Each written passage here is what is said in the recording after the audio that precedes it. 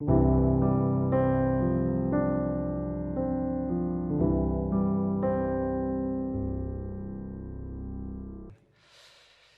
하나님을 사랑하는 마음으로 수예배에 함께 동참하시는 여러분들을 주님의 이름으로 진심으로 환영하고 사랑합니다.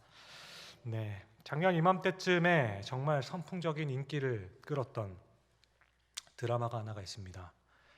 송중기 주연의 재벌집 막내 아들이라는 드라마입니다. 여러분들이 이 드라마를 보면서 어떤 생각을 해보셨습니까?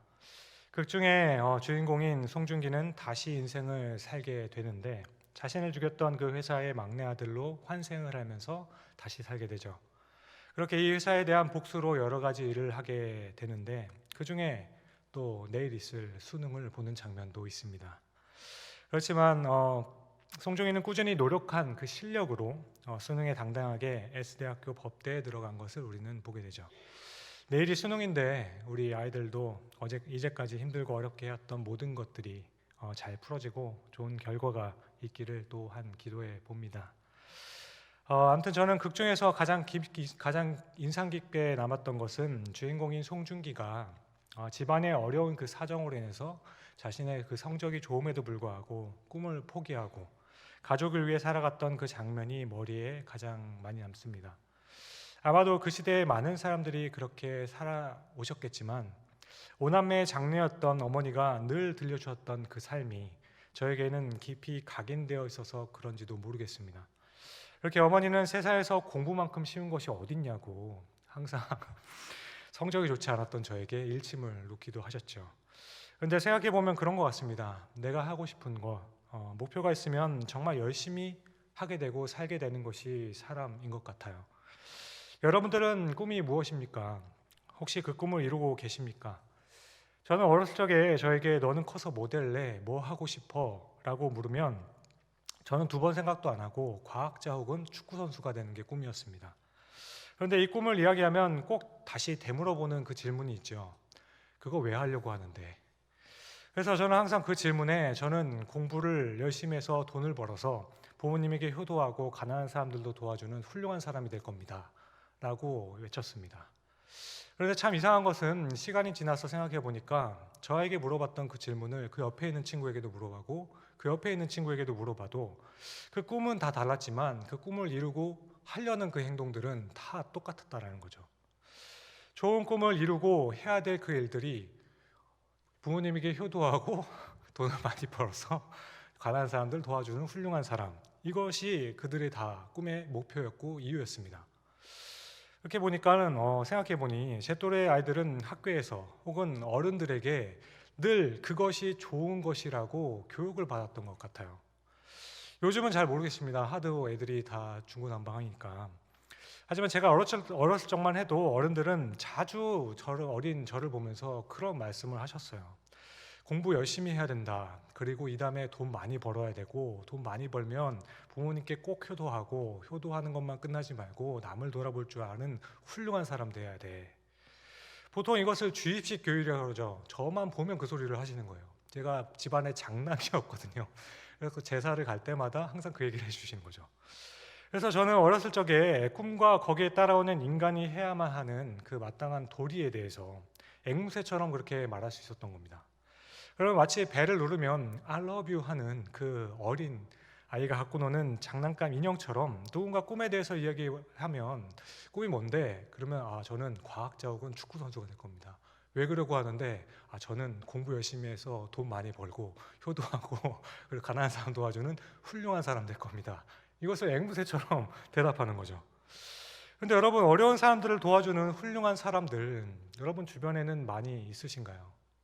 제 주변에 돌아보면 많이 있죠. 저는 교회에 있다 보니까 많이 있습니다. 하지만 또 실제로 나가보면 그렇게 많지는 않은 것 같습니다. 특히 요즘처럼 더 삭막해지고 경제가 어려워지면서부터는 이 사회는 점점 더 찾아보기 어려운 것 같습니다. 우리가 리모컨을 들고 TV를 켜도 인터넷을 잠깐만 찾아보아도 미담보다는 악담이나 혹은 어려운 실정들만 많이 보게 되는 것이 현실이죠. 왜 그렇게 되는 걸까? 먼저는 지금 우리가 살아가는 이 외적인 현실의 문제가 너무나도 급박하기 때문이 아닌가 싶습니다. 그리고 이 내면에 있는 욕심이 또 문제가 되지 않을까 싶어요. 우리 모두 가슴 한구석에는 내가 돈 많이 벌면 누구든지 다 도와줄 수 있지 라는 이 마음은 다 가지고 있지요. 하지만 가장이 되면서부터 또 나이가 들면서부터는 이 책임이라는 것이 있고 그런 부분들이 늘어나면서부터는 늘 이 미래에 대한 염려와 준비를 하게 된다는 것이 바로 우리의 현실이 아닌가 싶습니다. 또 요즘에 인터넷이 발달하면서 남들이 다 누리고 있는 것들 그런 게 있지 않습니까? 근데 나는 전혀 갖지 못하는 것들, 나도 한번 저건 해보고 싶다, 내가 요만큼만 모으면 할 수 있을까 하는 것들 때문에 그 약간의 욕심이 그런 구제나 선교의 걸림돌이 되는 것 같기도 합니다. 그래서 대부분의 사람들은 아무리 돈을 많이 벌어도 이만하면 이제는 남을 도울 수 있을 만큼 많이 벌었다라고 하는 그 경지에는 잘 오르지 못하게 되는 것 같습니다. 그러니까 결국은 우리가 생각하는 돈을 많이 벌면이라는 이 존재 자체가, 이 조건 자체가 사실 수십 년이 지나도 많은 시간이 흘렀음에도 불구하고 지금까지도 이 마음을 품고 있었지만 실천하지 못하는 가장 그럴듯한 이유가 되진 않을까 싶은 거죠.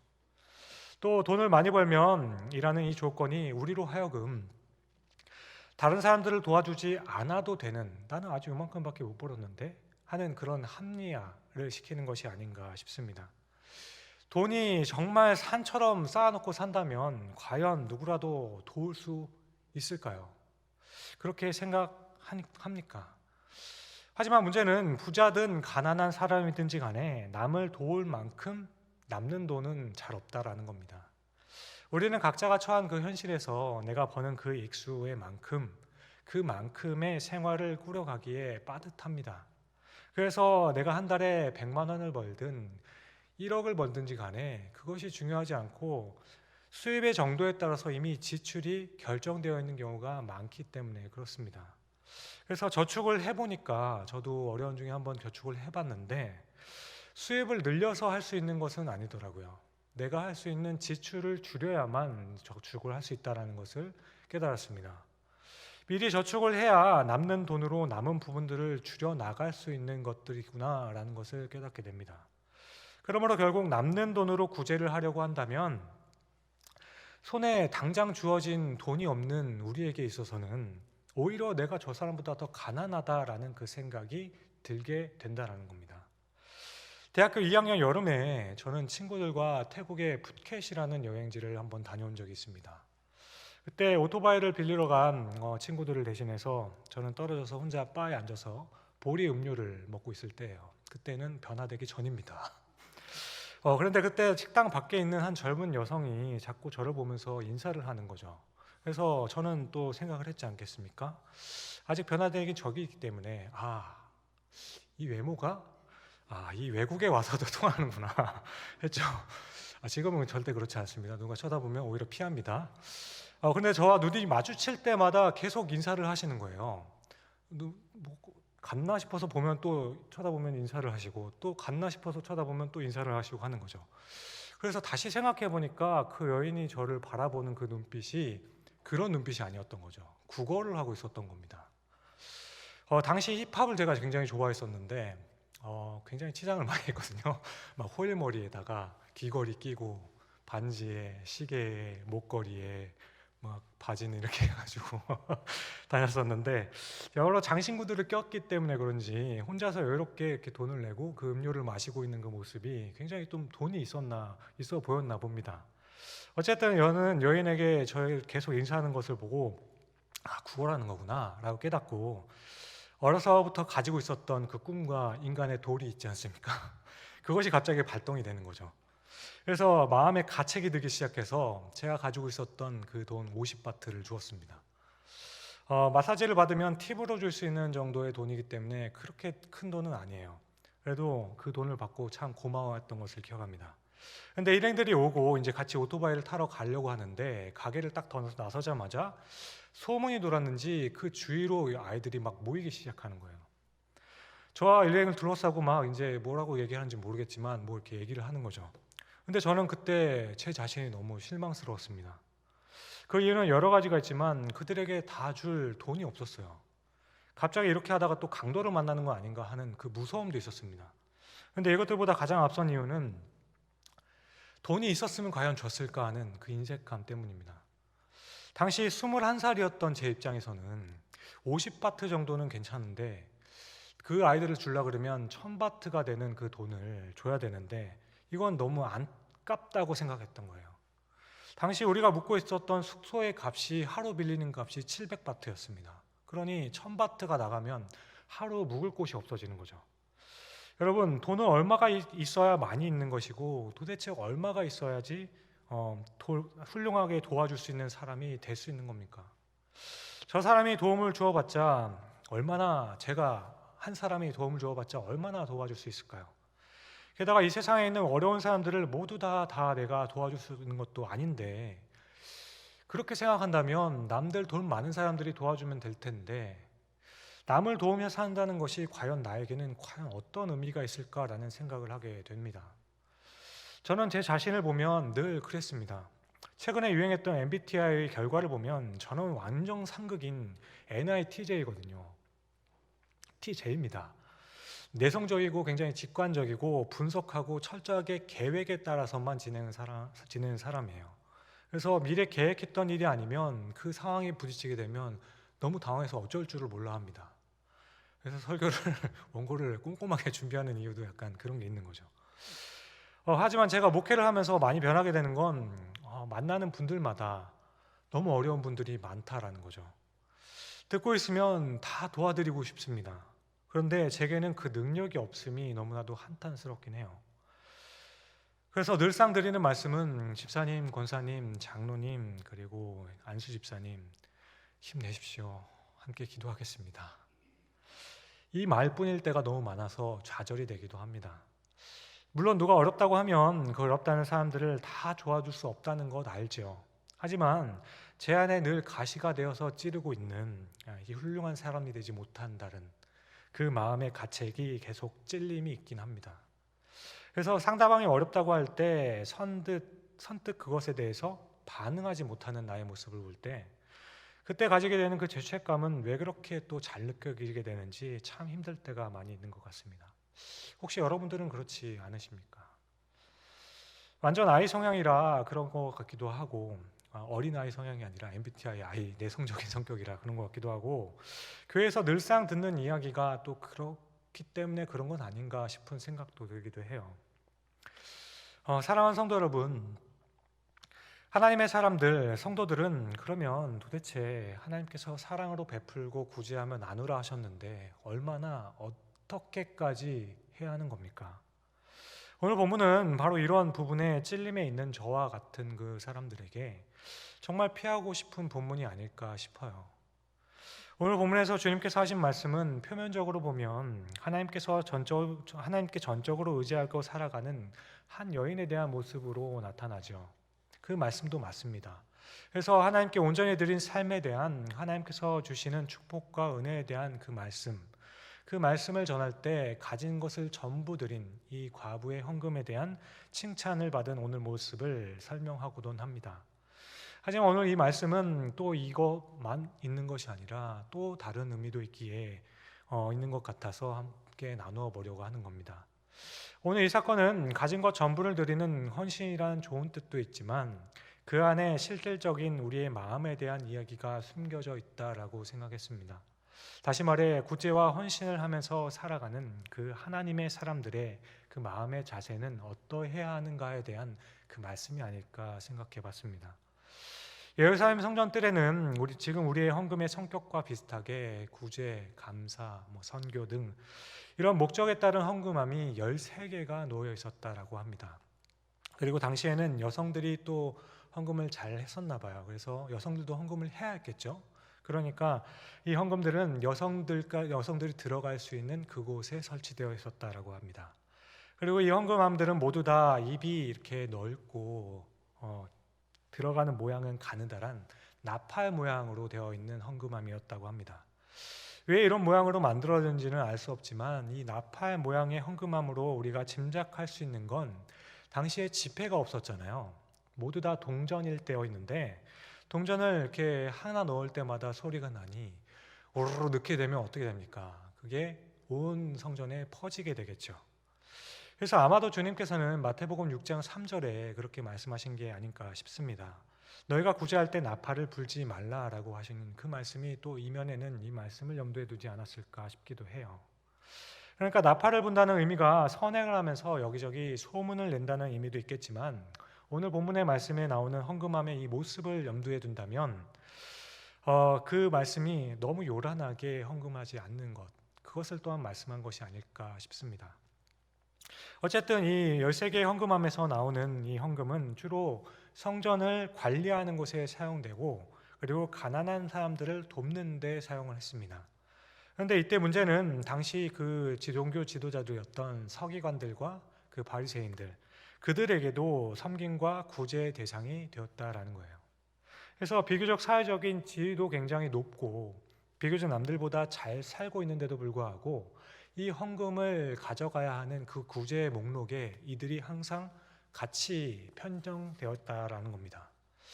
예수님 당시 제사장들은 예루살렘에서 제사로 오는 사람들에게 재물을 점검하는 일을 했었고, 흠이 있으면 재물을, 흠없는 재물을 팔기도 했습니다. 또 성전세를 위해서 돈을 바꿔주는 그건 역할을 했었고, 또 그것을 환전해주는 그 상권들을 모두 다 가지고 있었던 겁니다. 게다가 성전에서 일을 하면서 사례를 또한 받기도 했죠. 아무런 힘도 안 들이고 그냥 몇 마디 말로 그 상권으로부터 들어오는 수입이 만만치 않았던 겁니다.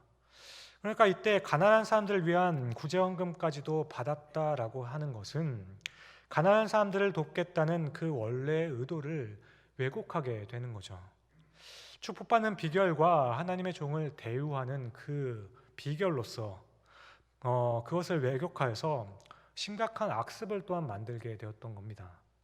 오늘 본문 41절을 보시면 주님께서는 이 헌금함에 있는 곳 맞은편에 앉으셨다라고 기록해요. 그리고 사람들이 헌금하는 것을 쭉 지켜보고 계셨다라고 합니다.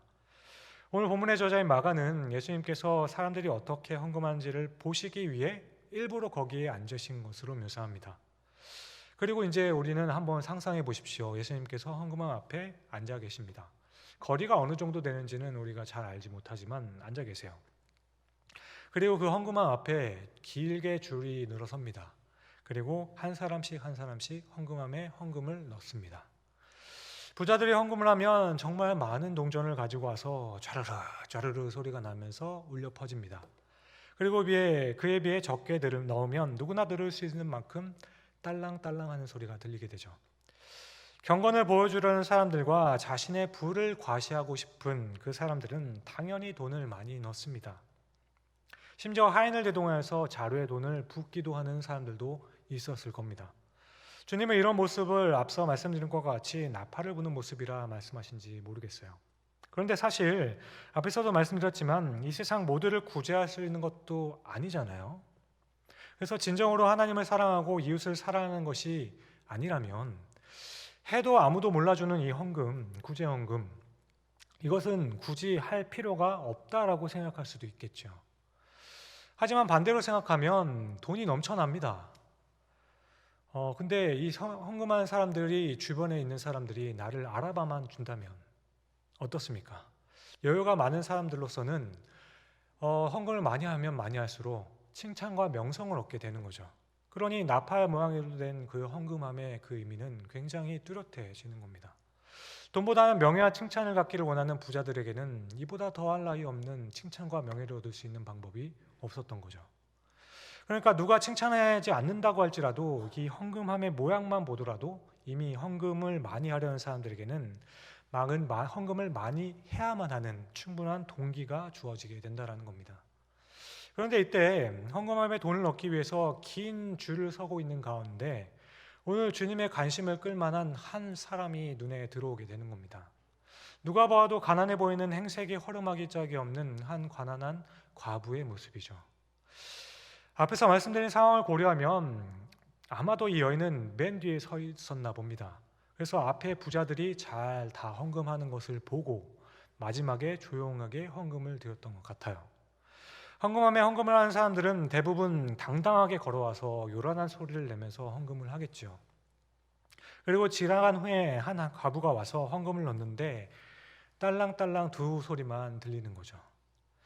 지금의 돈으로 한 렙돈이 얼마가 되는지 정확하게 계산하기는 어렵지만 노동자 하루에 품삯인 한 데나리온의 한 128분의 1 정도가 한 렙돈이라고 합니다. 그래서 하루 노동자가 10만 원이라고 한다라고 하면 대략 781.25원이 됩니다. 예수님의 당시에 이 가치가 아마 더 훨씬 적었겠죠. 두 렙돈, 그래서 대충 우리가 쉽게 생각하면 2,000원이라고 생각한다면 2,000원을 넣었다고 해서 문제가 되는 것도 없고 관심이 대상이 되는 것도 아니죠. 과부의 입장에서 보면은 칭찬과 명예를 얻는 것도 아닙니다. 하지만 이 다음에 하신 주님의 말씀 때문에 이 과부의 헌금은 모든 사람들에게 화제가 되는 거죠.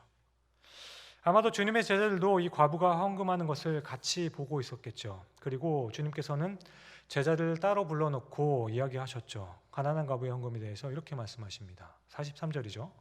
내가 진실로 너에게 이르노니 이 가난한 과부는 헌금함에 넣는 모든 사람보다 많이 넣었다. 그들은 다 풍족한 중에 넣었거니와 이 과부는 그 가난한 중에서 자기의 모든 소유 곧 생활비 전부를 넣었느니라 하시니라.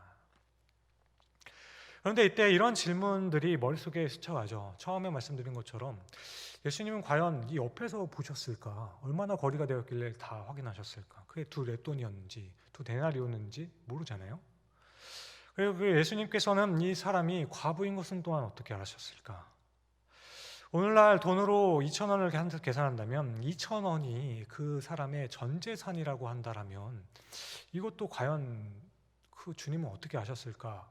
또 이게 과연 맞는 것일까라는 생각을 하게 되죠. 하지만 이런 많은 궁금증들이 들기도 하지만 여기서 결정적으로 우리가 이해가 잘 되지 않는 것은 앞에서 설명했던 내용들을 보면 헌금함에 넣는 이유는 그 많은 헌금을 드림으로 인해서 칭찬과 명성을 얻기 위함입니다. 그런데 그 완전히 반대로 말씀을 하고 계신다는 거죠. 주님께서 이 여인을 칭찬하셨어요.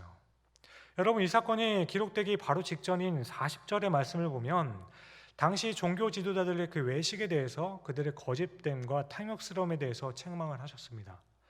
서기관과 종교 지도자들이 책망하면서 주님께서는 그들은 과부의 가산을 삼키며 외식으로 길게 기도하는 자라고 말씀하셨습니다. 그러니까 이들은 과부의 헌금까지도 자신들의 배를 채우는데 사용했던 거죠. 오늘 형편이 어려워서 두 렙돈밖에 드릴 수는 없었지만 정말 정성을 담아 드린 이 헌금을 종교 지도자들은 가져가게 되는 겁니다. 그렇게 이들은 과부의 가산을 삼키는 자들이라고까지 책망을 받는 상황이에요. 그러니까 다시 생각해 보십시오. 주님은 이 현실을 다 알고 계셨습니다. 당시 종교 지도자들은 과부가 헌금을 한 것까지도 몽땅 다 가지고 갈 수 있는 사람들이에요. 그런 상황이죠. 그러면 이 과부의 생활비 전부, 이 전 재산입니다. 그러니 전부를 드리고 있다면 주님께서는 이것을 과연 칭찬하셨을까? 하셨어야만 할까? 아니, 그 마음을 아시기 때문에 칭찬하시더라도 헌금을 못하게 순간에 말리셔야 되는 거 아닙니까? 다시 말씀드립니다. 만일 헌금으로 드린 그 두 렛돈이 과부의 생활비 전부였다면 그 돈을 헌금하는 것이 과연 마땅하겠습니까? 이 헌금이 당시 호의호식하는 종교 지도자들의 그 주머니로 들어갈 수밖에 없는 이 상황인데 이 헌금을 하는 것이 과연 맞는 겁니까? 물론 알죠. 헌금은 주님 앞에서 하는 거니까 드리고 나면 주님께서 알아서 하실 일입니다. 그런데 반대로 종교 지도자들의 입장으로 생각해 보십시오. 지금 과부가 생활비 전부를 넣었다면 이것은 종교 지도자로 하여금 과부의 가산을 삼키도록 만드는 그 원인을 제공하게 되는 건 아닙니까? 게다가 이런 생각도 듭니다. 정말로 두 렙돈이 과부의 생활비 전부였을까요? 그렇다면 당장 내일 먹을 양식을 살 돈까지 전부 넣었다면 과부는 지금 무슨 생각으로 이 행동을 했던 걸까? 저도 처음 사역을 시작하면서 사역을 처음 시작하는 곳에 가서 받은 그 사례는 전부 다 무명으로 해서 감사헌금으로 넣습니다. 모든 것이 주님의 뜻이고 주께서 인도해 주신 결과로 생각하며 감사함으로 드립니다. 그런데 또 한편으로는 마음에 이런 생각이 자꾸 스물스물 올라와요. 이렇게 하면 하나님께서 나를 긍휼히 여겨주실 거야. 이 작은 헌금이 몇 배가 되어서 다시 돌아올 거야. 이런 마음이 올라옵니다. 물론 과부의 심정이 성경에 나와 있지 않기 때문에 단정할 수 없겠지만 이 두 마음이 충돌하고 있지 않았을까 싶기도 해요. 하지만 어찌되었든 간에 오늘 본문의 상황으로 본다면 이것은 악순환의 반복일 뿐이죠. 헌신된 마음으로 드린 사람들은 계속해서 없어질 뿐입니다. 호의호식하는 분들은 계속 호의호식하는 거죠. 왜냐하면 저도 그랬지만 전도사 시절에 물론 어머니에게 빌리기도 했지만 당장에 차비도 없었던 시절도 있습니다. 이처럼 이 과부는 생활비의 전부를 헌금하였기 때문에 당장 먹을 것을 걱정해야 돼요. 그렇다고 어느 붕사의 말처럼 이렇게 다 헌금하면 하나님께서 다 채워주시니까 더 많은 것을 누리기 위해서는 더 많이 넣으십시오. 이게 과연 주님의 말씀하신 의도이겠습니까? 주님께서 칭찬하시는 이유는 그것이 아니지 않겠습니까? 전 재산 생활비 전부를 드린 이 여인은 주께서 도와주시지 않는다면 당장에 내일 먹고 살아갈 그것이 없는 겁니다. 구걸을 해야 돼요. 자신의 생활비 전부를 드리고 돈을 끌어다니면서 구제 대상이 되어서 구제를 받고 있다면 그 헌금을 했던 연인, 제가 처음에 말씀드리기에 맨 마지막에 드렸으니까 그 주위에 있던 사람들 다 보지 않았겠습니까? 그 사람들은 구제를 대상이 되고 남에게 꾸어 다니는 그 모습을 보는 그 사람들은 과연 그 과부를 보며 무슨 생각을 했을까요? 가진 돈으로 생활이나 하지 왜 헌금을 들여서 굳이 나까지 마음에 갇히게 들게 하나, 이렇게 생각할 법도 아닙니까? 그러니 이 생활비 전부라는 말씀에 대한 강조는 그 액수에 대한 말씀이 강조해 있는 것 같지만 그것만은 아닌 것 같다라는 생각을 해봤습니다. 우리가 생활비라고도 하지만 생활비가 꼭 먹는 것에만 한정되어 있지 않지 않습니까? 생활비라고 하는 것은 의료비도 포함되어 있고 생활비에 먹는 식료품도 되어 있고 우리가 생활하는데 필요한 모든 것들을 생활비라고 하지 않습니까? 그래서 그런 부분은 또 아닐까 생각해 보게 된 겁니다. 우리가 모두가 알고 있듯이 주님께서는 이 종교적인 행위가 사회적인 책임이나 윤리적인 책임보다 우선시한다고 가르치신 적이 없습니다. 예배를 너무나도 잘 드린다고 하여서 남을 사랑하지 않는다면 괜찮다라고 말씀하지 않으셨어요. 따라서 여기 나오는 돈의 액수가 강조된 것이 아니라 이 상황에 대한 강조를 또한 하고 계신 것이 아닐까 싶었습니다. 두 랩돈이라는 액수는 그 액수를 더 집중하게 만들죠. 하지만 만일 요즘에 제대로 된 김밥 하나 사 먹을 수 없는 이 2,000원이라고 생각한다면, 이것이 만약 생활비의 전부라면 어떻게 그것이 생활비의 전부가 될 수 있겠습니까? 그 돈으로 대체 무엇을 먹으며 살 수 있겠어요? 주님께서는 가난한 과부는 2,000원만 내어도 사는데 넉넉하고 2,000원만 있어도 사는데 넉넉하고 문제가 없다라는 의미에서 두 랩돈이 생활비의 전부라고 하신 걸까요? 그래서 어떤 분은 이 과부가 당시 부자들보다는 더 많은 헌금을 하였다고 하는 그 이유를 비율적으로 계산을 해서 이 과부는 10,000원이 있었는데 그의 10분의 1인 1,000원, 20,000원이 있어서 2,000원을 냈다 생각하고 부자는 100만 원이 있는데 10만 원을 낸 거다, 이렇게 생각하면 된다라고 하는 분들도 있습니다. 그러나 이 주장에 또한 동의하기가 어렵죠. 왜냐하면 오늘 본문의 주님의 그 주된 관심은 처음부터 이 비율적이거나 수적에 대한 그 관심이 있지 않다라는 거예요. 얼마나 많이 넣었는가에 대해서 설명하지 않다라는 겁니다. 그러니까 부자들은 100만 원 중에 10만 원 넣었지만 과부는 10,000원 버는 것 중에 2만 원 넣었다고 해서 1,000원 넣었다고 해서 과부가 더 많이 들었다, 이것이 아니라는 거죠. 게다가 비율적으로 혹은 액수적인 면에서 헌금을 더 많이 하는 것이 언제나 또 훌륭한 것은 아니지 않습니까? 주님께서는 단순히 많은 헌금을 권장하시지도 않습니다. 그렇게 결국 이 두 랩돈은 생활비 전부가 아니라 우리가 많은 생활비의 그 항목들 중에서 정말 너무나도 필요한 그 돈, 꼭 있어야 하는 그 돈이 아닐까 싶습니다. 그렇게 생각해 보게 됐습니다. 그러니까 다른 사람들에게는 그 돈이 있어도 그만이고 없어도 그만일 돈입니다. 그렇지만 이 여인에게 있어서는 이 돈이 너무나도 필요한 돈인 거죠. 더할 나위 없이 너무나도 자신에게는 소중한 돈인 겁니다.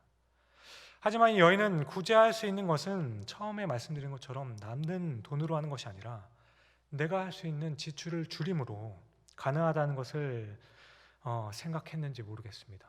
그래서 구제와 헌신의 그 표현으로, 다시 말해 인생의 주관자 되시는 하나님께 대한 그 감사의 표현으로 드린 것이 아닐까 싶습니다.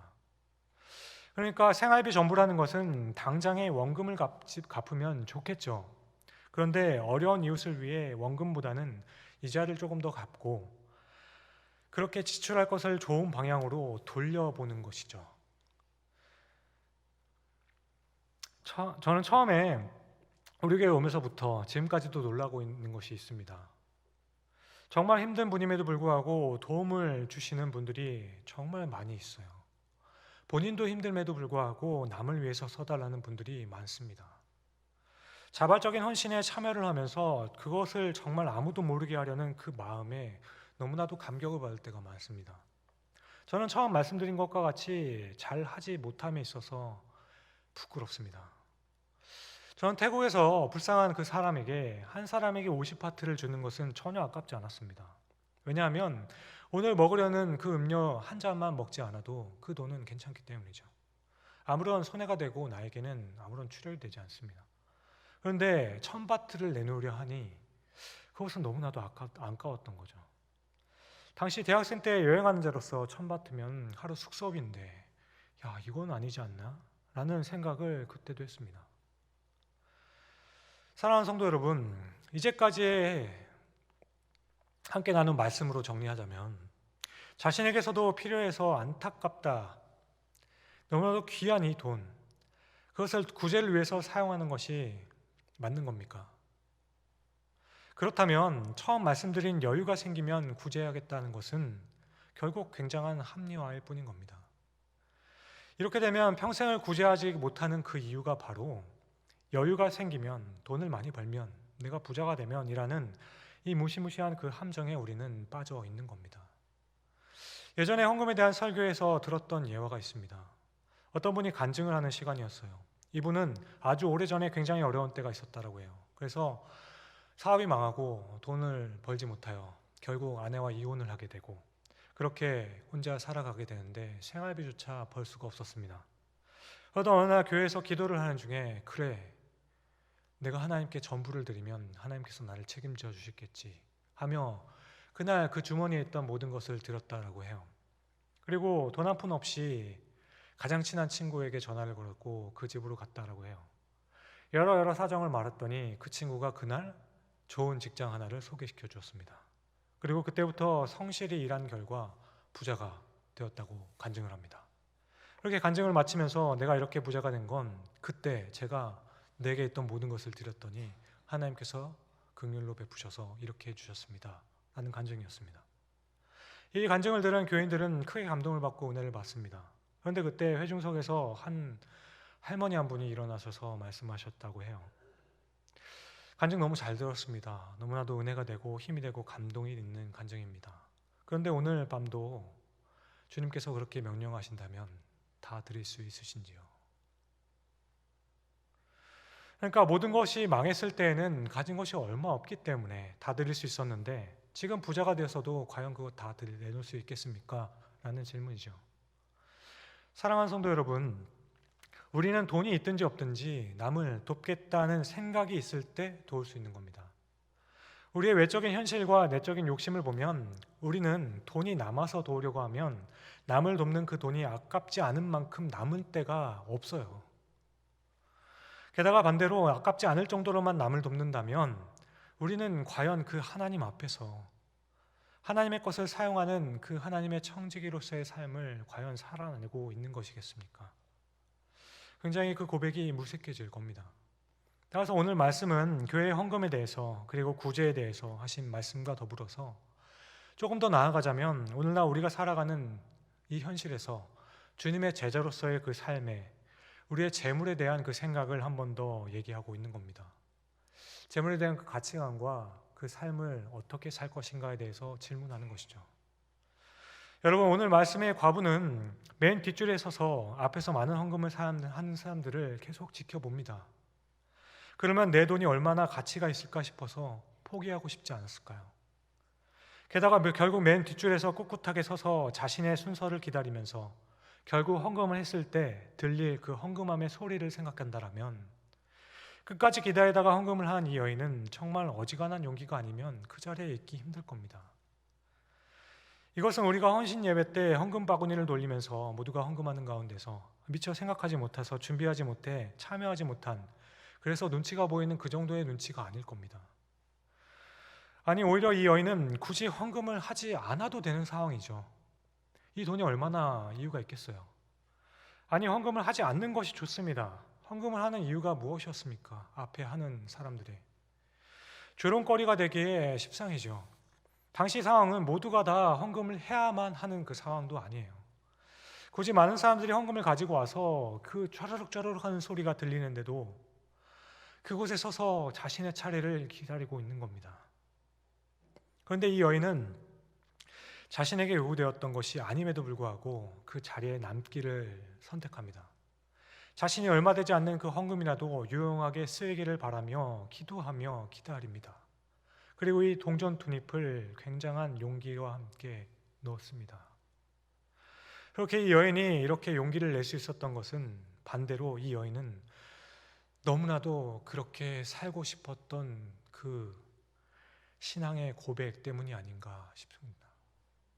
내가 가난하지만, 내가 비록 어렵고 힘들지만 그럼에도 불구하고 나도 다른 사람들과 함께 나누며 살 수 있고 하나님의 은혜에 감사하며 살겠다라는 그 마음이 그에게 있지 않았을까 싶은 겁니다. 그래서 이 여인은 아무리 작은 액수라 할지라도 지금의 자신처럼, 자신도 꼭 필요한 돈이잖아요. 동전 두닙이라 할지라도 이것이 필요한 사람이 있으면 도와주고 싶다라는 그 마음으로 그곳에 서 있는 것이 아닌가 생각됐습니다. 그리고 그렇게 자신을 인도하며 용기를 계속 붙돋아 주시는 그 주님을 체험함으로, 감사함으로 그 자리에 서 있었을 것이라 생각합니다. 여러분, 비율적으로 많기 때문이 아닙니다. 실제로 그녀가 가진 전부를 드렸기 때문도 그것만은 또 아닌 것 같습니다.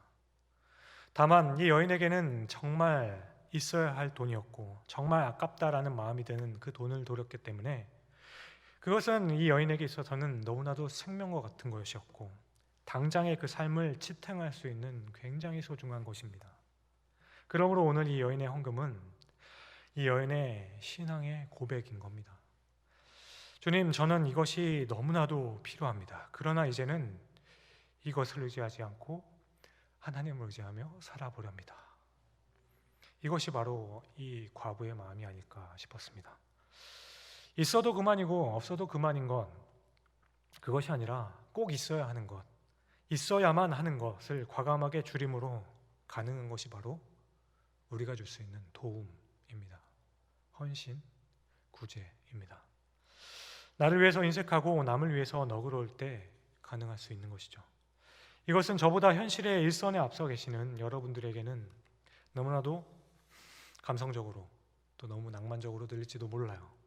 하지만 오늘 과부의 그 헌금, 두 렙돈의 의미는 바로 이런 마음이 아니었을까 싶습니다. 우리들의 마음에 그것을 전달해주고 싶지 않았을까 싶었습니다. 과부 앞에 많은 부자들이 많은 헌금을 하였습니다. 그러나 그 모습에는 주님께 전혀 관심이 될 만한 모습이 없었습니다.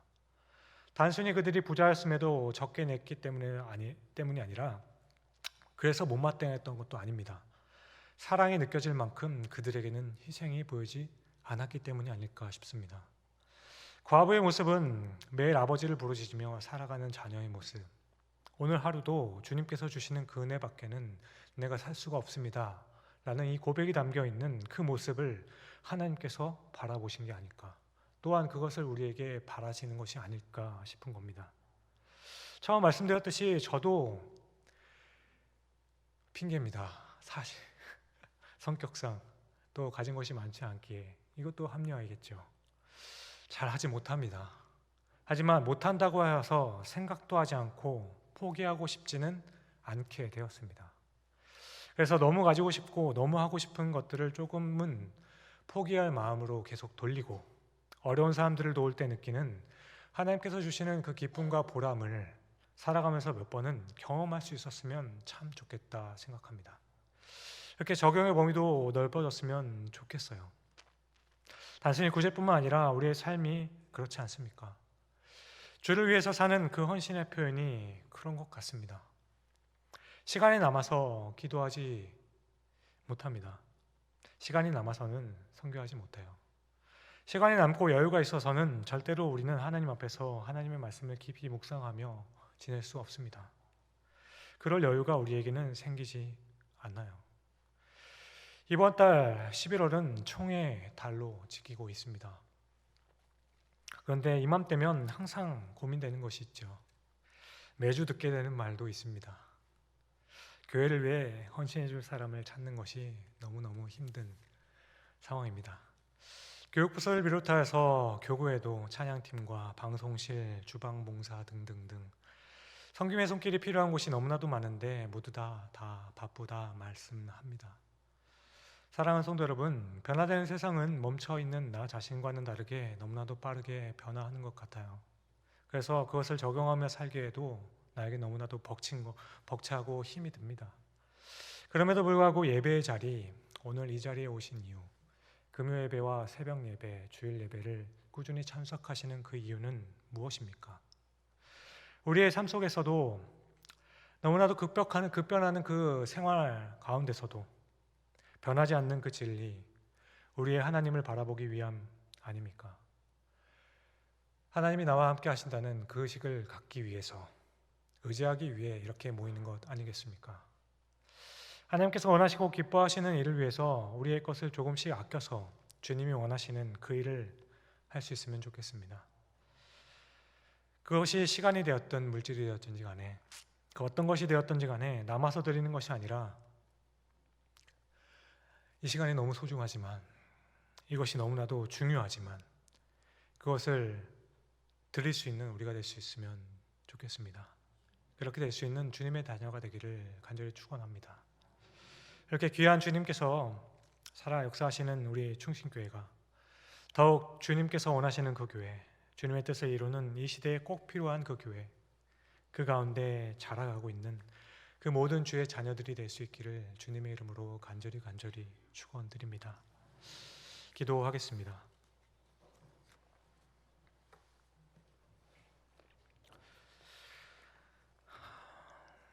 사랑과 은혜가 풍성하신 아버지 하나님, 우리는 우리가 믿는 그 신앙이 우리에게 있습니다. 그리고 그 신앙을 바탕으로 하여 우리가 살아가는 그 삶의 현장에서 내가 믿는 그 예수 그리스도의 그 향기를 나타내고 싶은 열정과 마음, 간절한 그것이 있습니다. 하지만 이 세상의 풍파에 치여 정체성을 잃어버리고 하나님을 믿는 것이 부끄러워질 때가 있고, 그렇게 결국 마치 이 세상이 전부인 것처럼 순간순간 잊으며 살아가는 그 때가 얼마나 많은지 돌아봅니다. 오늘 이 시간 작은 돌뿌리, 작은 파도에도 넘어지고 무너져 내리는 연약한 우리들의 마음을 붙잡아 주시옵고, 모든 것의 주인 되시는 주님을 향한 그 마음을 품고 하늘에 그 소망을 두고 살아갈 수 있는 주님의 자녀 되게 하여 주시옵소서. 그러므로 우리가 삶을 통하여 원하는 것이 이제는 넉넉하고 여로운 그 삶보다는 주님 앞에 의미가 있고, 또 넉넉하고 여유로운 그 삶 속에서도 가치 있는 그것을 드릴 수 있는 그 삶이 되기를 소원합니다. 우리 교회를 도와주심으로 어둠의 권세가 더 득세한 이 지금의 현실에서 우리 교회가 이곳에 존재함으로 지역의 많은 사람들에게 기쁨과 감사가 있게 되는, 또 함께 웃을 수 있는 사역이 있을 수 있도록 도와주시옵고, 교회로 인도받고 찾아오는 많은 사람들에게는 이 땅을 살아갈 그 이유를 찾게 만들어주는, 주님으로 인하여서 꿈과 비전을 갖게 되는, 주님이 원하시는 바로 그 교회가 이루어질 수 있도록 주님께서 사용하여 주시옵소서. 감사합니다. 이 모든 말씀을 주 앞에서 너무나도 작은 그 일을 실천했을 뿐임에도 불구하고 이 세상의 어떤 일보다도 귀하게 여기시며 칭찬하여 주시는 우리 구주 예수 그리스도의 이름으로 감사하며 기도드립니다.